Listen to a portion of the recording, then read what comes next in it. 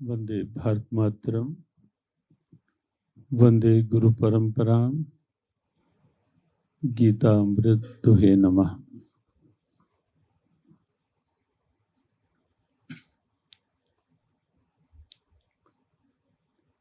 अत्यंत मांगलिक सुयोग है।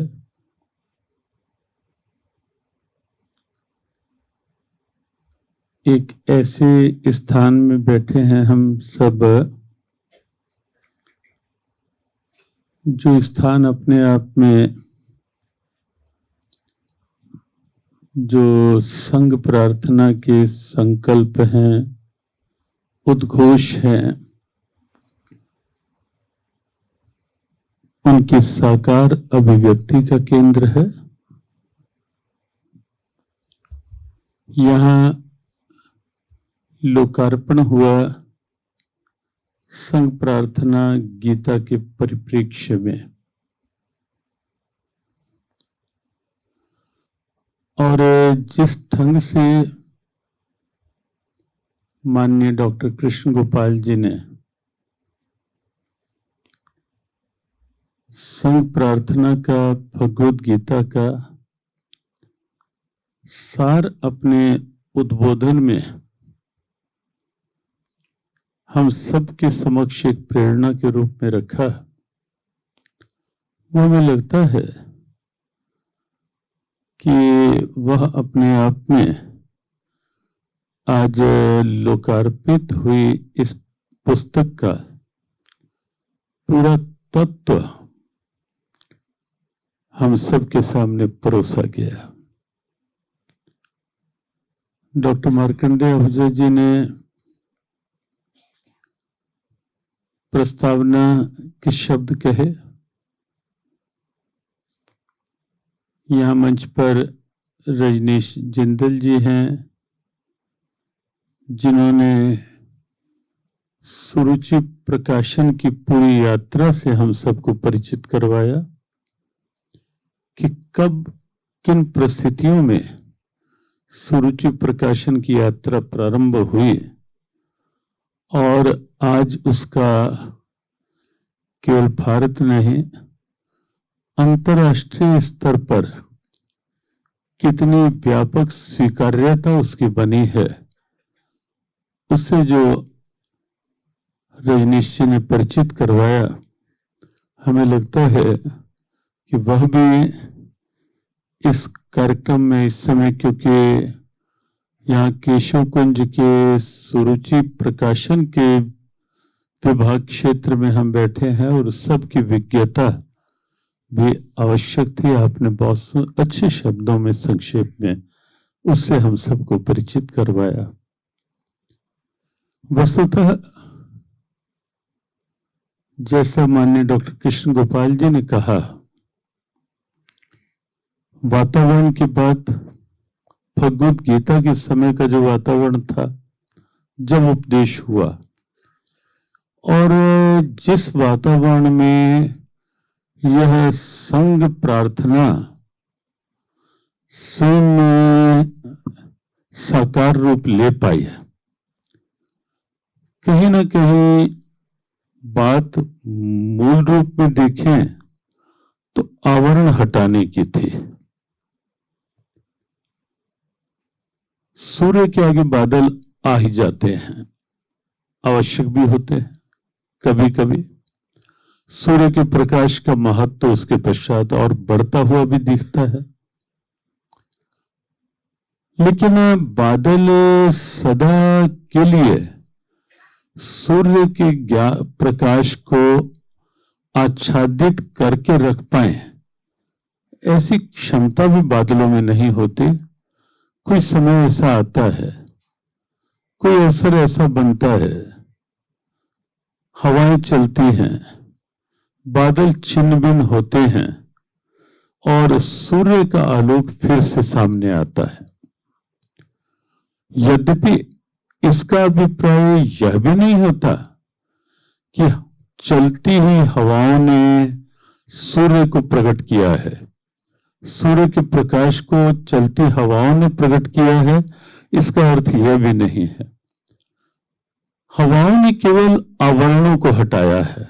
बादल के रूप में जो सूर्य के आगे आवरण आ गए थे, वो उन आवरणों को हटाया है।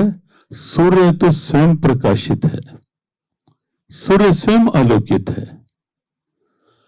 कभी कभी ऐसा होता है समय के साथ, उसे हम एक परीक्षा की स्थिति कहें, या हमारे अंदर के सुप्त और कहीं कहीं कभी कभी लुप्त, कभी गुप्त से अंदर जो भाव होते हैं, संकल्प होते हैं, हमारी कर्तव्य निष्ठा होती है, हमारी ध्येय निष्ठा होती है, वो कहीं ना कहीं जो लुप्त होती है।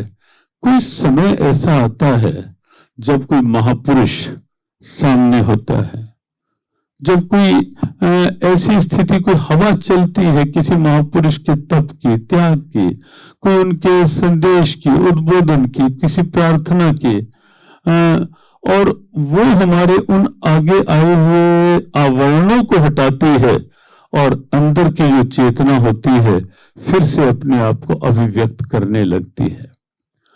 तब भी ऐसा हुआ था। अर्जुन एक ऐसा व्यक्तित्व है, एक ऐसा पात्र है जो कभी किसी से परास्त नहीं हुआ था इससे पहले, और ऐसा भी नहीं था कि अर्जुन ने इससे पूर्व कोई युद्ध किया ही ना हो। ऐसा भी नहीं था कि जिनको सामने देखकर अर्जुन मोहग्रस्त हुआ, उनके विरुद्ध भी अर्जुन युद्ध कर चुका था। विराट राजा के यहाँ पितामह भीष्म भी थे, आचार्य द्रोण भी थे, कृपाचार्य भी थे, लेकिन कुरुक्षेत्र में ही ऐसा क्या हो गया कि जैसे ही संकेत हुआ और रथ भीष्म द्रोण प्रमुखतः आया, अर्जुन का मोह जागृत हो गया। वस्तुतः हमें लगता है वह भी भविष्य के मोह के आवरणों को दूर करने के लिए कि आने वाले समय में यह वातावरण तो बनेगा ही, तब उस समय अर्जुन को एक रंगमंच की भूमिका का पात्र बनाया गया।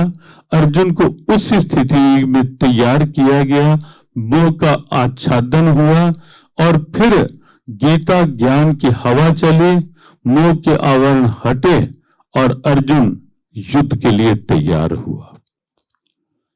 कुछ एक लोगों ने यह कह दिया कि भगवान कृष्ण उपदेश ना देते, अर्जुन को जरूर युद्ध की अग्नि में झोंकना था, क्या आवश्यकता थी, युद्ध आवश्यक था क्या?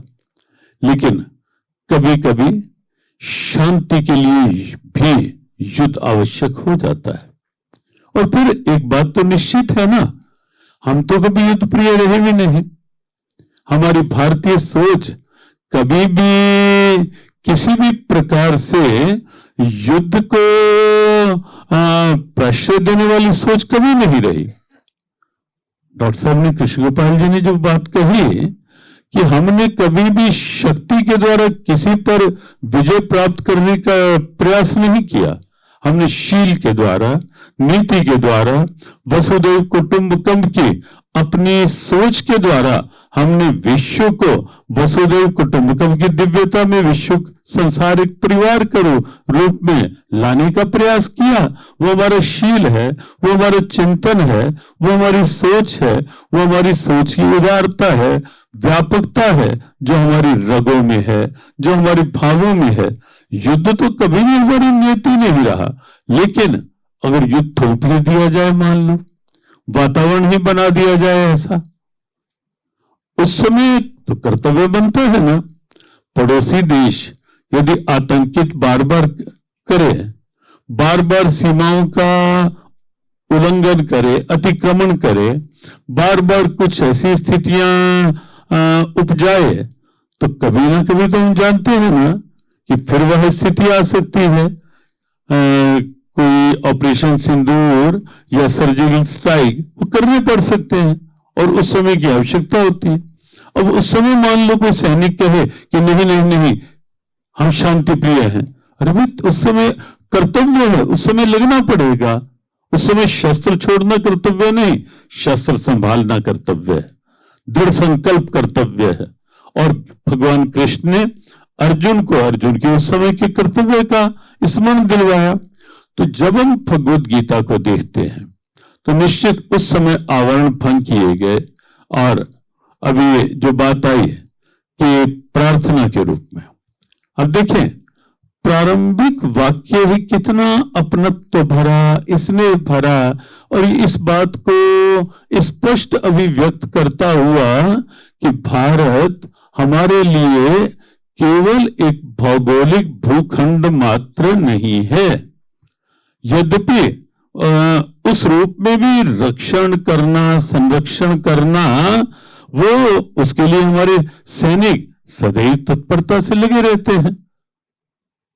कल वो जालंधर थे, अपने परिवार का बच्चा उस समय कारगिल में शहीद हुआ, उस निमित्त से कुछ स्मृतियां थी कारगिल में शहीद होने वालों की। तो निश्चित है सीमा पे खड़े उस दृष्टि से भी, लेकिन प्रथम वाक्य ही अभिव्यक्त करता है नमस्ते सदा वत्सले मातृभूमि। अब आप देखें ये वत्सल शब्द क्या है, हमारे यहाँ भक्त वत्सल कहा जाता है भगवान को। भगवान भक्त जहां स्वाभाविक वात्सल्य, स्नेह है, अपनापन, जहां आस्था है, जहां भाव और पूरी तरह है ही। और हम तो प्रातः काल की प्रार्थना में समुद्र वसनी देवी, पर्वत स्थान मंडल है, हमारे लिए केवल भूखंड नहीं, हम प्रणाम करते हैं, नमन करते हैं, वंदन करते हैं इस रूप में कि एक मां के रूप में। तो वो सारा भाव कैसे लगाव जुड़े प्रार्थना के माध्यम से, प्रथम बात।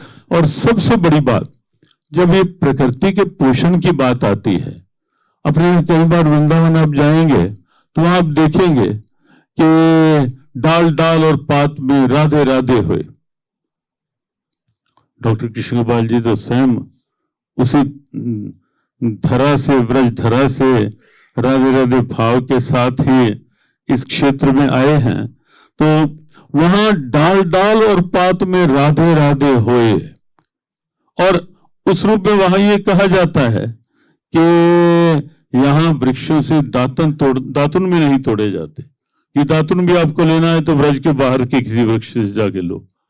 अब क्यों ये हुआ प्रकृति का संरक्षण, क्यों ये निश्चित हो गया कि हमें वृक्ष से दातुन भी नहीं तोड़ना, वहां के हमारी आस्था जुड़ गई, अपनत्व जुड़ गया, स्नेह जुड़ गया। तो प्रकृति के संरक्षण में और उसके कितने उदाहरण हैं, कई पीपल की हमने पूजा की और कितने विस्तार नहीं बस। तो जहां आस्था का संबंध जुड़ता है वहां समर्पण अपने आप साथ होता है। जहां समर्पण होता है वहां पर संकल्प भी अपने आप प्रकट होते हैं, तन समर्पित, मन समर्पित, और यह जीवन समर्पित चाहता हूं मां, कुछ और भी दो। ये क्या है कि जहां आस्था बढ़े, भाव बढ़ा, लगाव बढ़ा, समर्पण बढ़ा, उसके बाद संकल्प भी फिर होता है। जब अपनापन है तो उसके लिए कुछ भी करने की तैयारी।